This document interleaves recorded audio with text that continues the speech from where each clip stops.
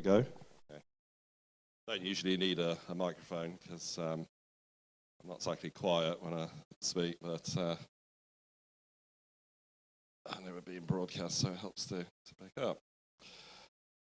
Right, so persecuted Christians is one of our key policies and principles, but another important one of our 5 pillars, and probably the most foundational one as well, is respect and protection for the sanctity of human life.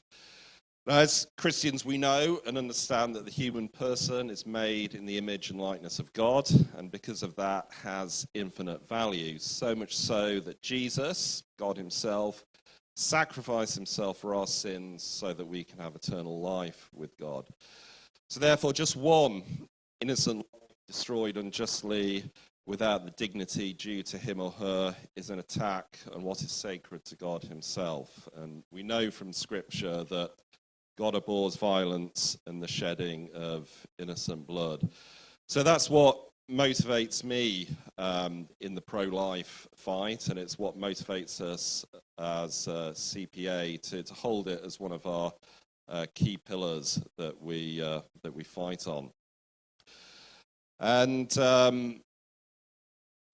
motivating myself to do the job I do in SPUC, has to be founded on prayer. And one of the things that really does motivate me is try and see this from God's perspective, a global perspective, a historical perspective. And if evil could be measured statistically, then just by crunching the numbers, certainly I find myself concluding that we must be living in probably the most evil time in human history.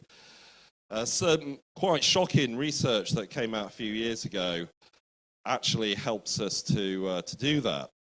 So I was quite alarmed to discover that there's been more lives lost as a result of legal abortion just in the past 40 years alone than in all the wars in human history. In fact, possibly even twice as many.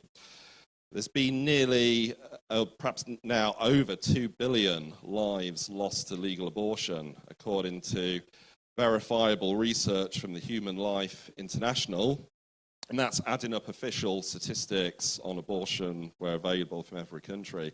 And that figure was from 2013. So 1.72 billion, the figure they put in 2013, probably near 2 billion now. So to put that in comparison, at least 108 million people were killed in wars in the 20th century. And estimates for the total number killed in wars throughout all human history range from between 150 million to 1 billion. So it's not really an exact science, but that's what the various research predicts. Abortion is consistently the leading cause of death worldwide, even if not officially recognized as such. There were 44 million abortions carried out worldwide in 2022. And that's compared to, say, 8 million deaths from cancer, while communicable diseases are reported to have killed 13 million people, and 500,000 died from flu. This is all taken from the Worldometer website, if you want to look that up. And it uses data provided by the World Health Organization in making its projections. So the level of death, the level of killing, of destruction of precious, innocent human life is clearly off the scale on a completely industrial level. So in terms of this killing, destruction of innocent life, we're now in unprecedented territory. And we live in a nation, Great Britain, that has really played a great part in generating that destruction. A nation that was once an importer of Christianity across the world with the missions that came out of it, to one that is now hell-bent on exporting everything that's so destructive of Christian civilization and humanity. Indeed, in London is based the headquarters of both the International Planned Parenthood Federation, the IPPF, and Marie Stopes International, now MSI Reproductive Choices, the two biggest abortion providers in the world. The UK government boasts that, quote, the UK leads the world in our long-term support for comprehensive sexual and reproductive health and rights, including what they call safe abortion. And let's look at our foreign aid spending on abortion. So UK aid, so i.e. your taxes and the mountain of unpayable government debt we continue to build up, is supporting all of the world's major abortion pushers, including the United Nations Family Planning Association, IPPF, and MSI, Reproductive Choices, amongst other partners. And this has even included funding of abortions where it's not actually legal, such as Kenya, where the UK government was funding MSI, who were reprimanded by the Kenyan government in 2018 for advertising legal abortion services there. In the past decade, the UK government has contributed well over £1 billion to so-called family planning programs in Africa alone, which have included abortion. And since 2017, it's been spending an average of $246 million per year on such programs worldwide. Now, one of those countries is China, and SPUC recently launched a major report called Complicit. I don't have any hard copies today, but you can get this from our website. And this details how UK money is being used to fund forced abortion, sterilisation, and other human rights abuses perpetrated by the Chinese Communist Party in the name of population control, especially against the Uyghur minority in Xinjiang province. So here are some shocking facts from the report. The one child per family policy created an estimated 30 to 40 million missing women in China. So in other words, it led to the mass gendercide of baby girls.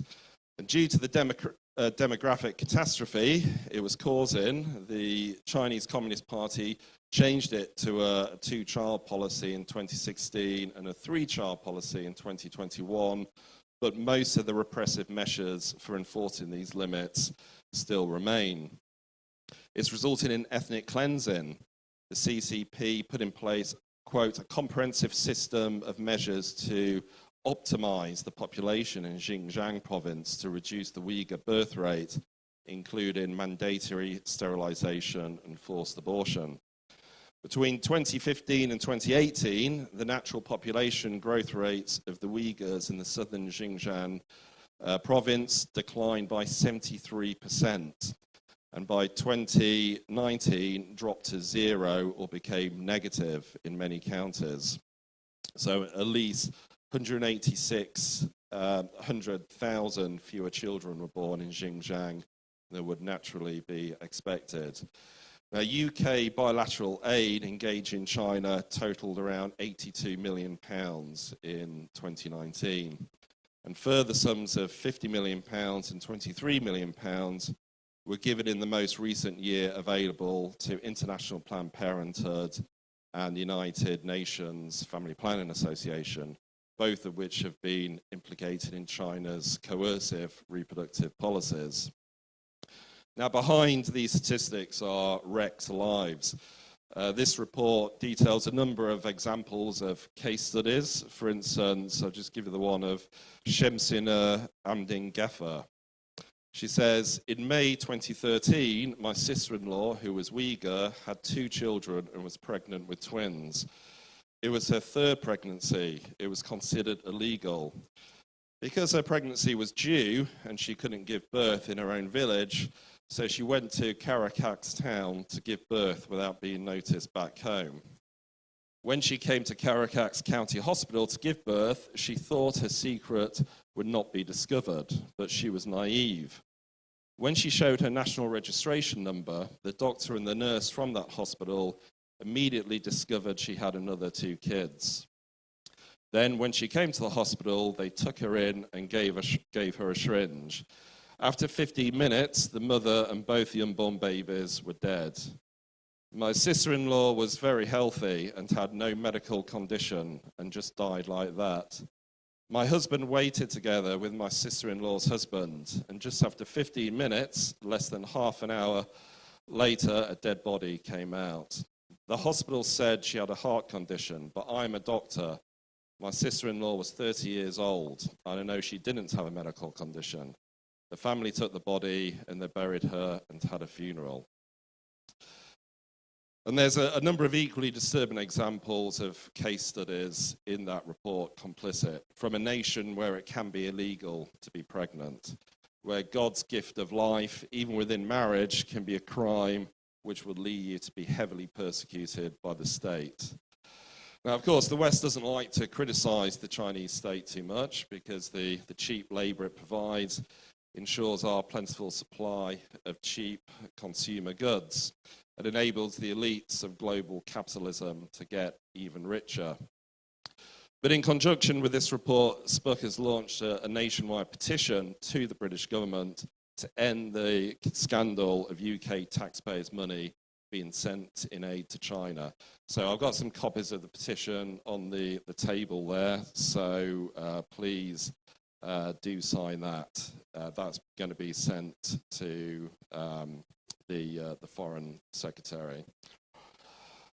Now, legal abortion then in the 20th century was born out of godless communism and the atheist state. The Soviet Union was the first modern nation to formally legalize abortion under Lenin in 1920. The UK, though, was the first major Western nation to significantly liberalize its abortion laws with the passing of the 1967 Abortion Act, a law which has cost the lives of over 9 million unborn children, with the current tally being around 550 a day, or 220,000 a year in the whole of the UK. In 1990, an amendment to the 1990 Human Fertilization and Embryology Act enabled abortion right up to birth for any baby suspected of having a disability. And in practice, this has even included babies with entirely rectifiable conditions, such as cleft palate. The same 1990 Act also made lawful destructive experimentation of so-called surplus human embryos left in suspended animation as a result of IVF. Now, as appalling and unjust as the Abortion Act is, it does at least afford some limited protection to women and unborn children, at least if it was properly enforced. And that's why the pro-abortion lobby want to completely decriminalize abortion, to take it out of the criminal law altogether, so we effectively have abortion on demand. Now, there's been many attempts to do this, which SPUC and the pro-life movement have successfully fought off. But the latest attempt comes in the wake and as a result of the catastrophic failure of another tragic recent development of abortion law and policy in this country, and that's the DIY pills by post abortion scheme. One of the long-term aims of the pro-abortion industry has always been to further trivialize human life by making abortion as seemingly easily as just taking a pill at home. But now, ironically, they're effectively going back to the days of backstreet or do-it-yourself abortion, regardless of the medical or psychological risks and trauma to the women involved. In March 2020, Health Secretary Matt Hancock, remember him, instituted an emergency policy change without recourse to Parliament. This was during the coronavirus time, allowing both abortion pills to be taken at home, even though abortion clinics were actually one of the few services allowed to remain open during the lockdown. Indeed, women would be given 2 powerful abortion-inducing drugs to take at home after a brief telephone consultation without any medical supervision or oversight. Now, this was a supposedly temporary measure for 2 years until the pandemic ended. But in March 2022, an amendment to the Health and Social Care Bill was voted in, making this policy permanent. The policy resulted in a staggering spike in the number of abortions. there was a 17% increase in abortions in 2022, with 228,000 babies losing their lives to abortion in Britain that year. DIY home abortion is now the most common abortion procedure, with 52% of all registered abortions being carried out this way in 2021. In more than 3 years since this pills by post policy has been in place, evidence of the risk it poses to women and the difficulties of regulating it has been mounting. The first failure of it is that it facilitates abortions beyond the legal limit. While the legal limit for most abortions is 24 weeks, remote abortion at home is limited to 10 weeks gestation. And that's because of the risk of incomplete abortion and the incidence of harmful side effects, which increase with each subsequent week after 10 weeks. A response to a Freedom of Information request, the Care Quality Commission in January 2021 revealed 19 serious incidents involving the delivery of a fetus with a gestation greater than expected, 11 of which were cases in which the woman had used the pill by post process. Of the 19 total cases, 13 were of abortions of fetuses over 20 weeks. Now, the reasons women are taking abortion pills over the 10-week time limit can include, in the first case, deliberate deception, but also women incorrectly calculating the gestation of the pregnancy by the last menstrual period. And also abortion providers knowingly sending pills to clients, even despite clear discrepancies in their LMP, last menstrual period estimates, and even when the pills could only arrive after the 10-week limit. There's also the problem of just women delaying taking the pills. A testimony from one young woman that we know, Natalia, recounts how she couldn't bear to take the pills for 3 weeks after receiving them, resulting in worse pain and bleeding. One study found that for telemedicine abortions with a gestational age over 13 weeks, the completion rate was just 48%, and 45% required surgical intervention.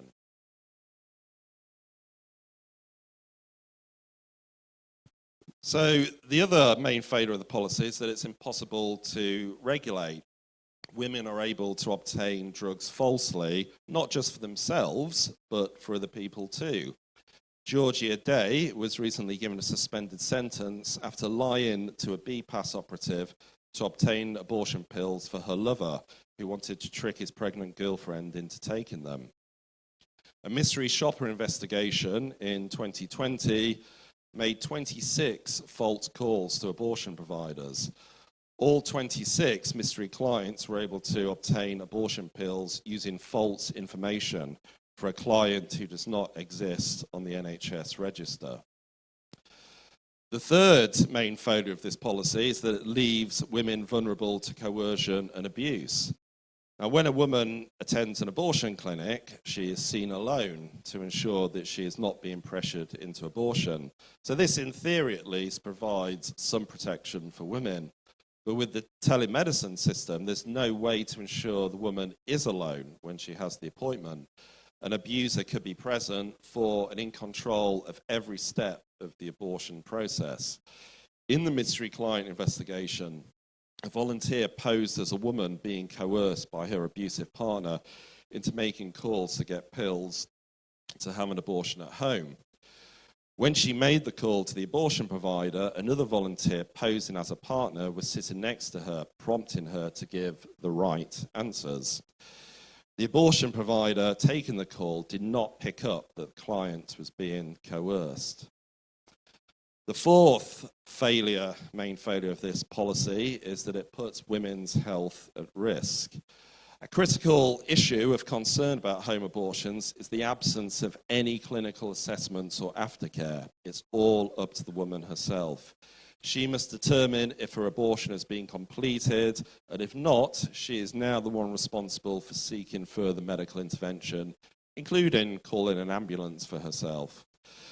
Health risks with the pills by post protocol were identified very early on. An email leaked from an NHS regional chief midwife sent in May 2020 details a litany of concerns regarding telemedicine abortion, including the delivery of infants up to 30 weeks gestation, resuscitation for major hemorrhage, a murder investigation for a live-born baby, and ruptured ectopic pregnancies. These all occurred just within the space of a few weeks within just one region of the UK. A large Swedish study has suggested that a shift to home abortions is the reason complications for medical abortion have doubled in 6 years, from 4% to 8.2%. Since the beginning of 2019, across England and Wales, at least 590,000 women have self-managed their abortions at home. Assuming even a low estimate treatment failure rate of 5%, that would mean 29,000 women will have suffered complications and needed medical intervention at their local NHS hospital. Analysis of FOI requests from 17 hospitals, 2 ambulance service and the Care Quality Commission, published in February 21, revealed 39 calls a month being made to 999 ambulance services from distressed women who have taken these pills. 595 women a month attending hospital due to incomplete abortion, and 250 women a month requiring surgery to remove retained products of conception. Since ectopic pregnancies, that's where the embryo implants in the fallopian tube, were previously assessed by physical examination and ultrasound, the removal of these provisions leaves women at increased risk of unidentified ectopic pregnancy, which can rupture, resulting in life-threatening internal hemorrhage. The WHO says that medical abortion can make undiagnosed ectopic pregnancies particularly difficult to identify. That's because the symptoms of a ruptured ectopic pregnancy, pain and bleeding, and a medical abortion can be so similar.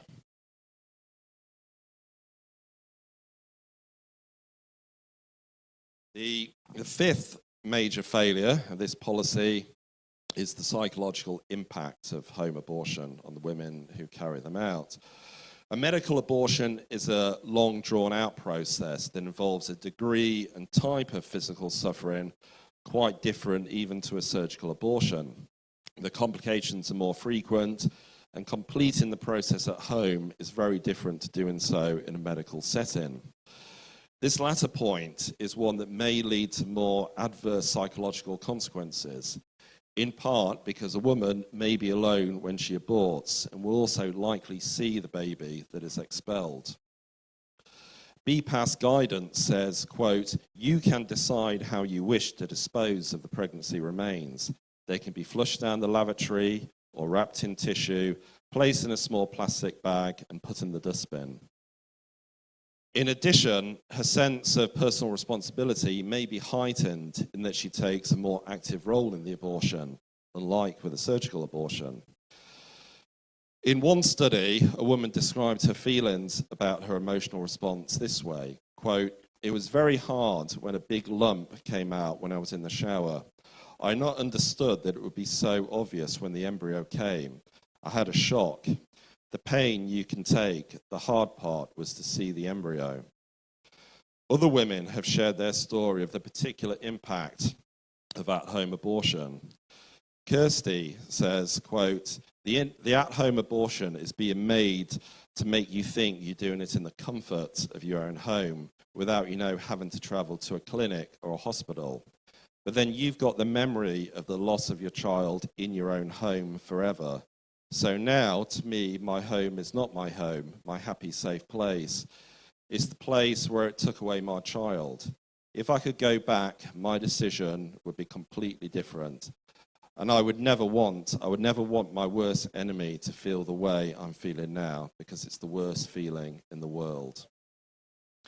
And let's not forget the unborn child. Even when home abortions are carried out within the legal limit, 10 weeks within the first trimester, That is the time when the most rapid development of the baby occurs. Indeed, the first 3 months of a baby's life in the womb are an amazing explosion of life. From just 2 weeks after conception, the baby's nervous system starts to appear. From just 3 weeks, 21 days, the baby's heart is beating. From just 6 weeks, brain waves are detectable, the skeleton is forming, and the baby responds to touch. At 8 weeks, fingerprints are forming. By 10 weeks from conception, the baby is fully formed, and that everything is present that you'd find in a full-term baby. All the baby has to do from that stage is to grow and mature. Now, the full consequences of the DIY home abortion policy were recently drawn to public attention when Carla Foster, a mother from Staffordshire, was sentenced to imprisonment after it was found that she lied to abortion provider BPAS to obtain abortion drugs, well past the legal limit for abortion. Her daughter, baby Lily, was born dead at 32 to 34 weeks gestation. The key points from the case are these. Carla Foster was able to obtain the abortion pills by giving false information over the phone to a BPAS operative. BPAS sent her the pills without correctly confirming the gestation of the pregnancy or ensuring her welfare, and a near full-term viable baby was killed by abortion pills 2 months after the legal abortion limit, and over 5 months later than the pills are authorised to be used under this policy. None of this would have happened if Carla Foster had been seen and examined in person.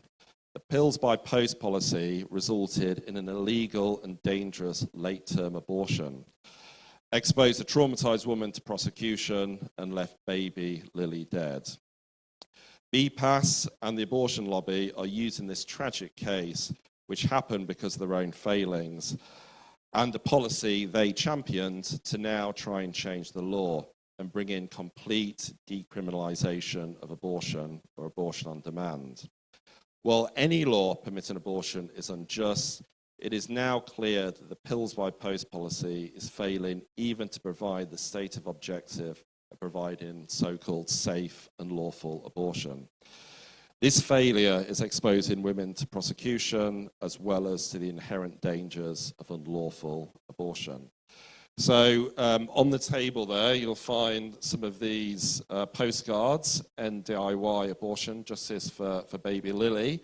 So if you could fill one of these in, we are going to send these to the Health Secretary, demanding that this very dangerous policy be rescinded. If you want to save yourself a stamp, please fill them in and hand to me, and I'll take them to Spuck HQ on your behalf.